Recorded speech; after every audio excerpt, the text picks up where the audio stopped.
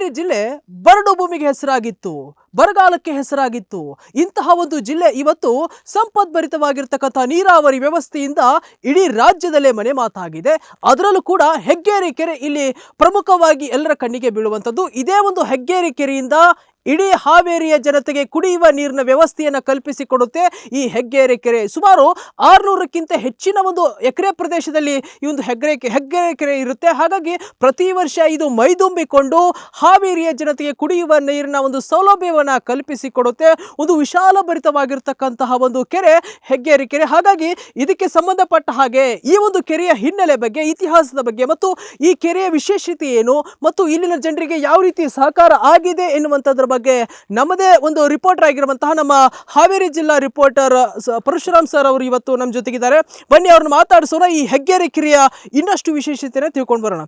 Sir, ನಾವಿವತ್ತು ತಾವು ಕೂಡ ನಮ್ಮ ಜೊತೆಗಿದ್ದೀರಿ. ಇವತ್ತು ಇಡೀ ಕ್ಷೇತ್ರದಾದ್ಯಂತ ಸಂಚಾರವನ್ನು ಮಾಡ್ತಾ ಇದ್ದೇವೆ. ಪ್ರತಿ ಹಳ್ಳಿಗಳಿಗೂ ಕೂಡ ತೆರಳಿ ಇವತ್ತು ನಾವು ವಿಶ್ವವಾಣಿ ಕಡೆಯಿಂದ ನಾವು ಸಂಚಾರವನ್ನು ಮಾಡ್ತಾ ಇದ್ದೇವೆ. ಅದರಲ್ಲೂ ಕೂಡ ನನ್ನ ಕಣ್ಣಿಗೆ ಬಿದ್ದಿರುವಂಥದ್ದು ಈ ಹೆಗ್ಗೇರಿ ಕೆರೆ. ಬಹುಮುಖ್ಯವಾಗಿ ಸಾರ್ವಜನಿಕರು ಕೂಡ ಈ ವಿಷಯದ ಬಗ್ಗೆ ಪ್ರಸ್ತಾಪವನ್ನು ಮಾಡಿದರು.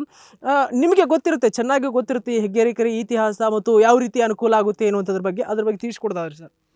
ಹೆಗ್ಗೇರಿ ಕೆರೆ ಅನ್ನುವಂಥದ್ದು ಭಾಳ ಪುರಾತನವಾದಂಥ ಕೆರೆಯಾಗಿದ್ದು, ಈ ಪುರಾತನ ಕೆರೆ ಈ ಕಳೆದ ಹಂತದಲ್ಲಿ ಕೆಲವು ಸಂದರ್ಭದಲ್ಲಿ ಮಳೆಗಾಲಗಳು ಕಡಿಮೆ ಆದಾಗ ಒಂದು ಸಾರಿ ಇದು ಪೂರ ಬತ್ತಿ ಹೋದ ಸಂದರ್ಭವೂ ಸಹಿತ ಆಯಿತು. ಆ ಸಂದರ್ಭದಲ್ಲಿ ಸಾಕಷ್ಟು ನಗರಕ್ಕೆ ನೀರಿನ ಕೊರತೆಯಾಗಿ ಜನರು ವಿಲಿ ಒದ್ದಾಡುವಂಥ ಪರಿಸ್ಥಿತಿ ಬಂತು. ಆ ನಂತರದಲ್ಲಿ ಬಂದಂಥ ಬೆಳವಣಿಗೆಯಲ್ಲಿ ಇಲ್ಲಿಯ ಸ್ಥಳೀಯ ಶಾಸಕರಂಥ ರುದ್ರಪ್ಪ ಅವರು ಹಿಂದಿನ ಪೀರಿಯಡಲ್ಲಿ 2013ರಿಂದ 2018ರ ಒಂದು ಸಂದರ್ಭದಲ್ಲಿ ಅವರು ಈ ಒಂದು ಅಪರತುಂಗ ಕಾಲುವೆ ಮೂಲಕ ಈ ಒಂದು ಕೆರೆಗೆ ನೀರು ತುಂಬಿಸುವಂಥ ವ್ಯವಸ್ಥೆಯನ್ನು ನಡೆಸಿದ ಮೇಲೆ ಈ ಕೆರೆ ಅನ್ನೋದು ಹಚ್ಚು ಹಸಿರಾಗಿ ಮೈದುಂಬಿ ಸದಾಕಾಲ ವರ್ಷದ 12 ತಿಂಗಳು ತುಂಬಿದ ನಂತರದಲ್ಲಿ ಈ ಒಂದು ನಗರಕ್ಕೆ ಸದಾಕಾಲ ನೀರಿನ ಕೊರತೆ ಬರದ ಹಾಗೆ ಒಂದು ವ್ಯವಸ್ಥೆಯನ್ನು ಕಟ್ಟಿಕೊಟ್ರು. ಜೊತೆಗೆ ಇವತ್ತು ಈ ಕೆರೆ ಅನ್ನೋದು ಇವತ್ತು ಜೀವನಾಡಿಯಾಗಿದೆ. ಹಾವೇರಿ ಅಂದರೆ ಹೆಗ್ಗೇರಿ ಕೆರೆ ನೀರು ಕುಡಿದ್ರೆ ಮಾತ್ರ ಇವತ್ತೇ ಜನರು ನೆಮ್ಮದಿಯಿಂದ ಬದುಕದಂಥ ಪರಿಸ್ಥಿತಿ.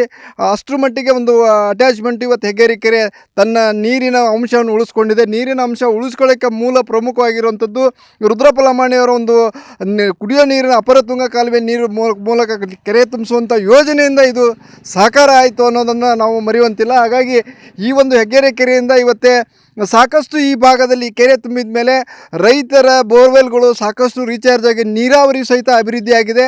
ಜೊತೆಗೆ ಅವರು ಅಪರತುಂಗ ಕಾಲುವೆ ಮೂಲಕ ಇದು ಒಂದೇ ಕೆರೆ ಅಲ್ಲದೆ ಈ ಒಂದು ವಿಧಾನಸಭಾ ಕ್ಷೇತ್ರದ 10 ಕೆರೆಗಳು ಇವತ್ತೇ ಆ ಯೋಜನೆಯಿಂದ ಕೆರೆಗಳು ತುಂಬಿ ಆಯಾ ಊರುಗಳು ಹೇಗೆ ಸಮೃದ್ಧಿಗಳು ಉಳಿದಿದ್ದು, ಜೊತೆಗೆ ಹಾವೇರಿ ನಗರ ಇವತ್ತೇ ಏನಾದರೂ ಜನರು ನೀರಿನ ಸಮಸ್ಯೆ ಇಲ್ಲದೆ ಸರಿಯಾದ ರೀತಿಯಲ್ಲಿ ಇವತ್ತು ನೀರು ಉಪಯೋಗಿಸ್ಕೊಳ್ತಾ ಇದ್ದಾರೆ ಅಂದರೆ ಅದು ಹೆಗ್ಗೇರಿ ಕೆರೆ ತುಂಬಿದ ನಂತರ ನಡೆದಂಥ ಒಂದು ವ್ಯವಸ್ಥೆ ಆಗಿದೆ. ಹಾಗಾಗಿ ಇವತ್ತೇ ರುದ್ರಪ್ಪ ಲಮಾಣಿ ಅಂತವರ ಒಂದು ಸೇವೆ ಜನ ಇವತ್ತೇ ಮೆಚ್ಚುಗೆ ಪಡುವಂಥ ವಿಚಾರ.